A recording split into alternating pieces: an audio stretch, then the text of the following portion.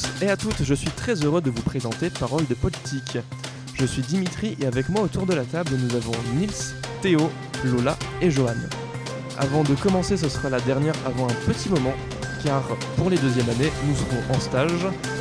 Et je m'excuse d'avance pour cette émission un peu plus courte, parce que nous avons été pris en sandwich entre des vacances, des révisions de partiels et des partiels. Maintenant, sans plus tarder, commençons tout de suite avec le Flash Info National.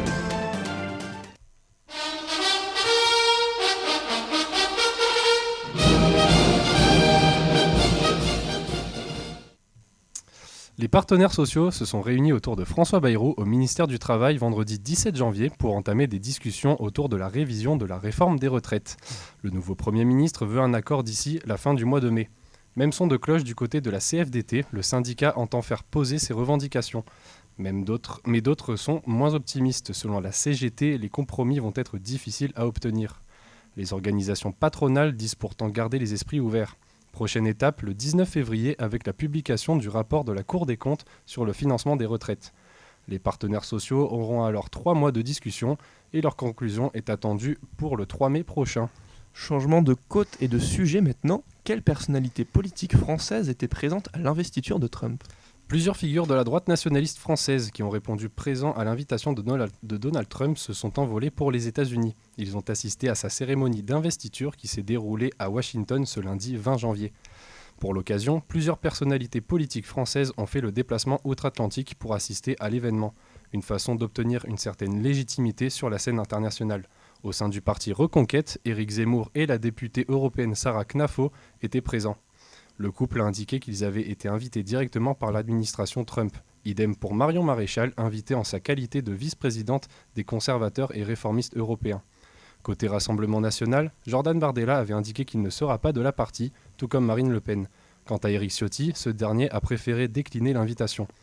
Le président Emmanuel Macron était également absent. Traditionnellement, aucun chef d'État ou de gouvernement étranger n'est invité à la cérémonie d'investiture des présidents américains. Les pays sont habituellement représentés par leurs ambassadeurs, ainsi Laurent Billy, ambassadeur français aux États-Unis, a confirmé sa présence. Enfin, un nouveau concurrent à la mairie de Paris vient de s'annoncer. Terminons sur une note électorale avec l'annonce d'Éric Jadot, l'eurodéputé écologiste, figure emblématique des Verts en France, a officialisé sa candidature à la mairie de Paris.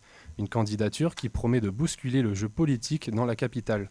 Il se positionne comme le candidat de l'écologie radicale mais pragmatique, promettant de faire de Paris une ville exemplaire en matière de transition écologique. Son programme met l'accent sur la réduction de la pollution, la végétalisation des espaces urbains et une politique de transport ambitieuse. Face à Hidalgo, la maire sortante, et aux autres candidats déjà déclarés, Jadot devra jouer toutes ses cartes pour convaincre les Parisiens qu'il est l'homme de la situation. Mais son expérience européenne pourrait bien séduire un électorat en quête de changement. Merci beaucoup Nils pour ces informations. L'actualité, c'est aussi le décryptage du discours de politique générale de François Bayrou. Théo, c'est à toi. Vous avez compris. Notre maison brûle. Mais qui elle est celle-là? De la poudre de perlimpinpin. Au secours! Au revoir. François Bayrou, le Premier ministre, a indiqué la ligne directrice de la nation par le discours de politique générale. Sur ce point, il y a quelque chose d'intéressant à pointer. Écoutons le passage qui suit. La politique du gouvernement, c'est la vérité partagée. Le gouvernement considérera les Français comme des partenaires des décisions à prendre. Ce que vous avez entendu, cela porte un nom. C'est le faux dilemme. La personne prétend qu'un problème n'aurait que 2 solutions, laissant volontairement toutes les autres dans l'ombre. Par exemple, je vous laisse le choix. Soit vous êtes avec moi, soit vous êtes contre moi. Ok Anakin. Ce choix sophistique vise à déstabiliser l'adversaire pour mieux le battre. Et même à mettre tous les autres groupes politiques, quels que soient, de côté. Ce n'est pas la première fois que ce choix est fait, à l'image des propos de la tête de liste du groupe macroniste au Parlement européen, Valérie Ayé. Écoutons-la. Depuis 2017, la majorité présidentielle est le seul mouvement pro-européen de notre pays. Ce qu'elle dit est totalement erroné. Tout le monde sait que chez les Verts, il y a le mot Europe dans leur nom, ou encore les engagements pro-européens chez les socialistes et chez la droite républicaine. Ces propos s'inscrivent pleinement dans le concept évoqué dans ma première chronique, la post-vérité.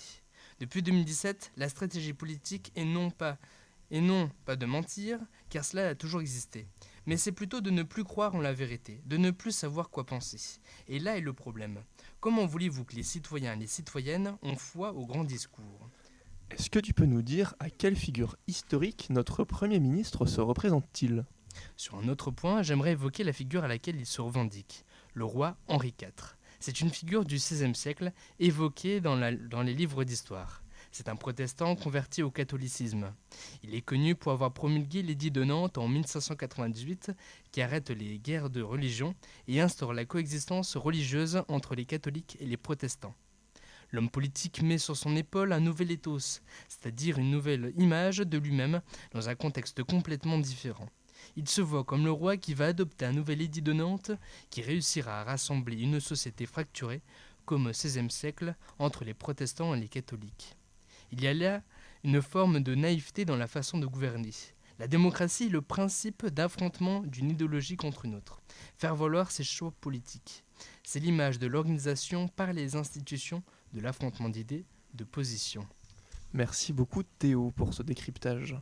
Maintenant, c'est le moment de la rubrique Bonjour l'Europe.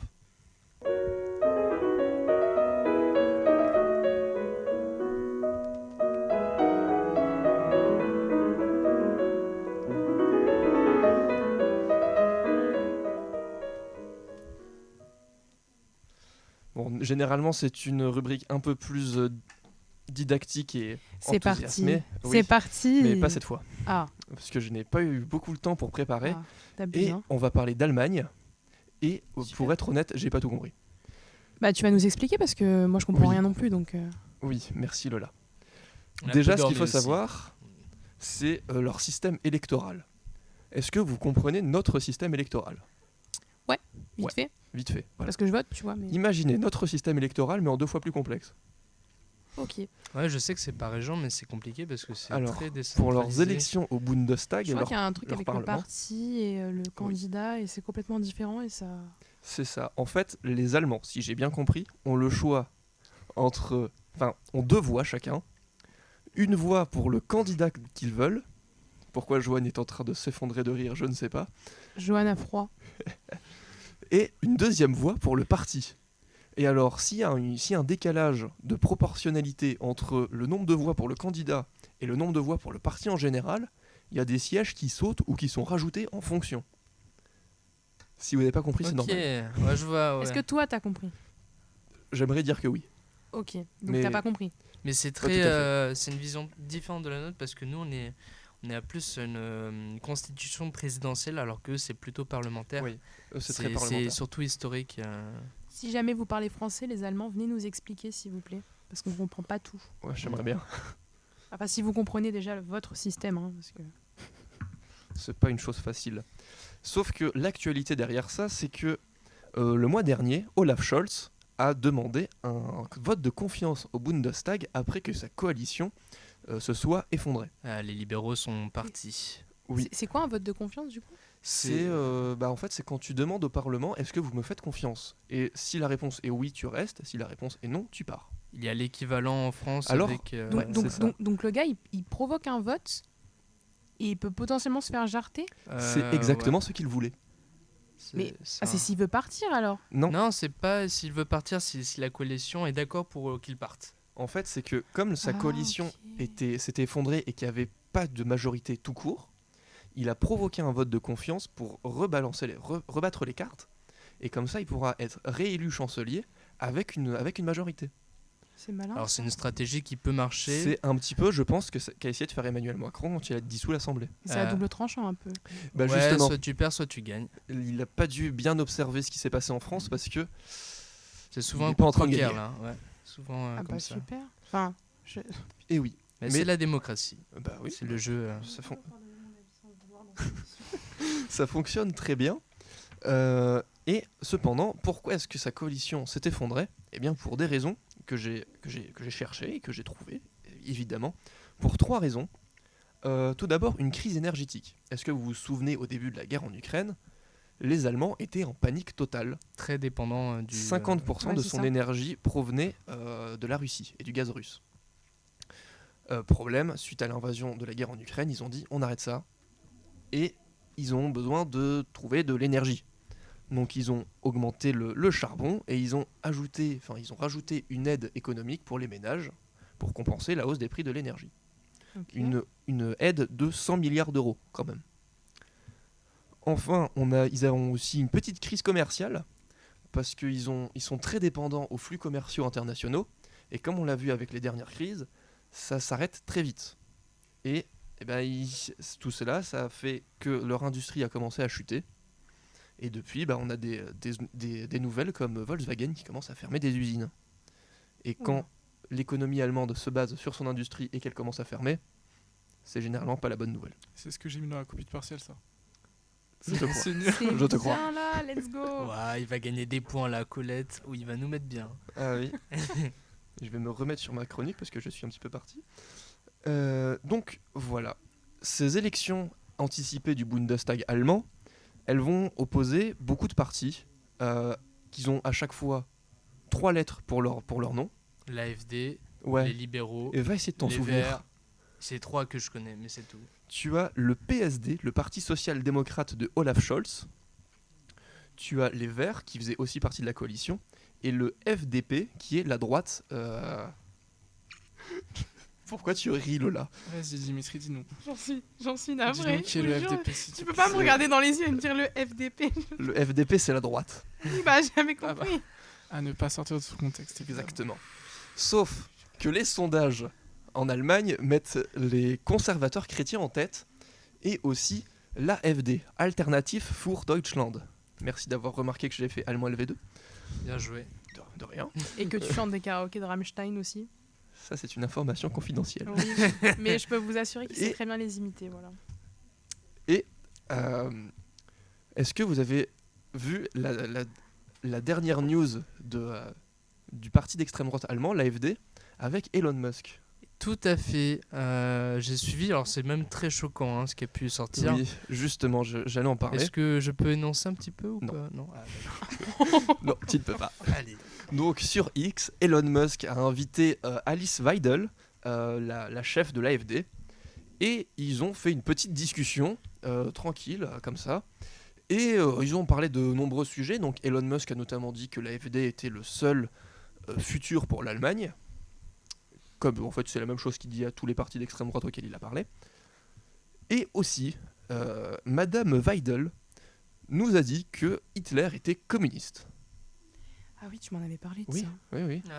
Oui, voilà. Donc l'homme qui a fait l'une guerre les plus sanglantes contre le communisme, et on dit qu'il est communiste. Vas-y, donc. Tout va bien. Allez, on Et refait historiquement, l'histoire. c'est pas très débattable, c'est juste faux, parce qu'il n'était pas communiste, ni même socialiste, même si le nazisme c'est l'abréviation de national-socialisme, qui n'avait de socialisme que le nom. Oui. Voilà. Merci, professeur Dimitri. De rien. Et donc finalement, on pense que les sondages mettent les conservateurs chrétiens en tête, l'AfD ensuite. Le parti d'Olaf Scholz, le FDP et les Verts devraient avoir un assez faible résultat parce que leur coalition était très mal perçue par les électeurs qui vont certainement le faire ressentir au vote. Voilà, c'était l'information pour l'Allemagne. J'espère que vous avez compris, parce que c'est Ouais. vraiment pas facile à comprendre. Alors, ouais, pas tout, mais tranquille. Il y a un point qu'il a peut-être pas dit, mais que l'AfD a remporté une région. Ouais, mais ça c'était il y a Oui, il y a presque quelques- un an maintenant. Ouais, T'es mais C'est pas du tout à la page, Théo, c'est une catastrophe. Oui, Non, mais mais c'est vrai c'est- que l'AfD a une... Mais il a quand même Ouais. le parti a quand même un ancrage, c'est important. Oui. Et ça, c'est depuis les années 80 que les partis d'extrême droite, de manière générale en Europe, ont augmenté. C'est vrai. Tu veux dire quelque chose, Johan? Oui, je dis que t'expliques mieux que l'unification sur Twitter, enfin X. Bah, Heureusement. oui. Ouais. Bah, en même temps, bon. Parce que des fois sur X, tu as des trucs... Ouais, il y a beaucoup de désinformation. Ouais. Ça va 6 fois plus vite que l'information en elle-même. Bref, on commence à changer de sujet, et Ouais. justement, nous allons changer de sujet. Nous allons passer au décryptage international, où Lola va nous parler de la trêve à Gaza.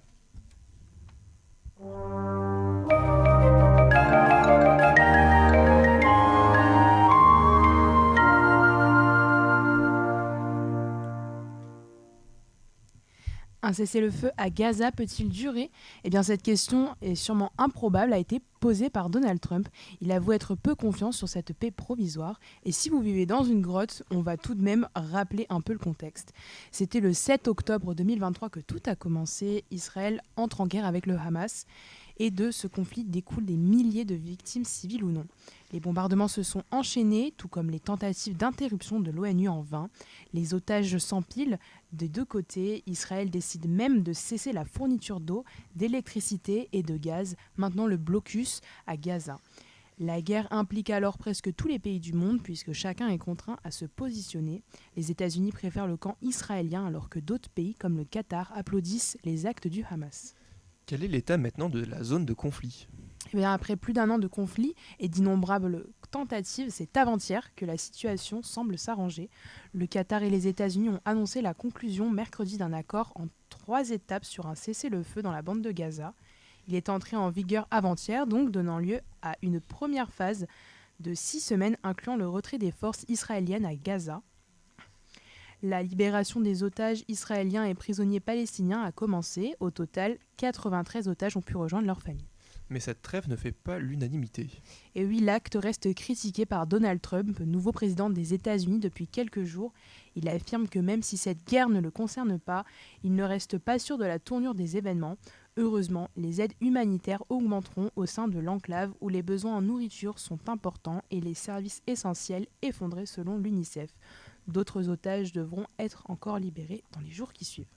Merci beaucoup Lola pour ces informations. Et pour terminer cette émission, Joanne va nous présenter le Flash Information International.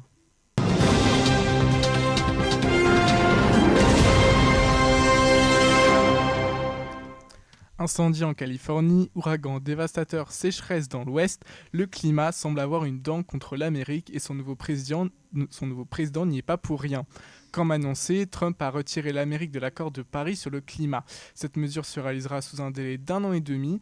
Une nouvelle fois, il ne tourne pas dos à la polémique en qualifiant l'accord de Paris d'escroquerie injuste et unilatérale.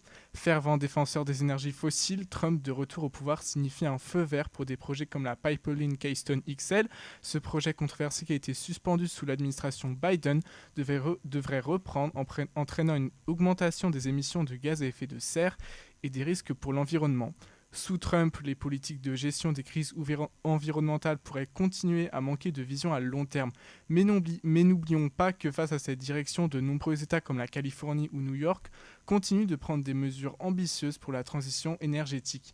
Les villes et les citoyens s'engagent même si la politique fédérale freine. Et tu avais envie de nous parler de la place des femmes en Syrie après le triomphe d'HTC. Et oui, après plus d'une décennie de guerre civile avec des bouleversements politiques, sociaux et humains immenses, quelle place les femmes peuvent-elles espérer dans un futur syrien ? Les militants des droits humains Amina Koulani dressent un manifeste à l'attention des nouvelles autorités dans lequel elle appelle une participation active des femmes dans tous ces aspects de la vie publique et de la vie politique de la Syrie. Si certaines régions comme le Rojava ont vu des avancées dans les droits des femmes et la parité, d'autres sous l'influence de groupes islamistes risquent de voir un retour en arrière. Si l'on se base sur les expériences des révolutions arabes, la place des femmes dans les négociations politiques post-conflit est souvent reléguée à l'arrière-plan, malgré des promesses d'inclusivité. Cependant, la pression internationale et l'exemple de modèles plus égalitaires pourraient forcer les futures négociations de paix à inclure davantage les femmes dans les discussions. Merci beaucoup Joanne pour cette information. J'espère que cet épisode vous a plu, c'est la fin de votre émission Parole de politique. Merci aux chroniqueurs, merci à la régie et à l'école de journalisme. Je vous remercie de nous avoir écoutés.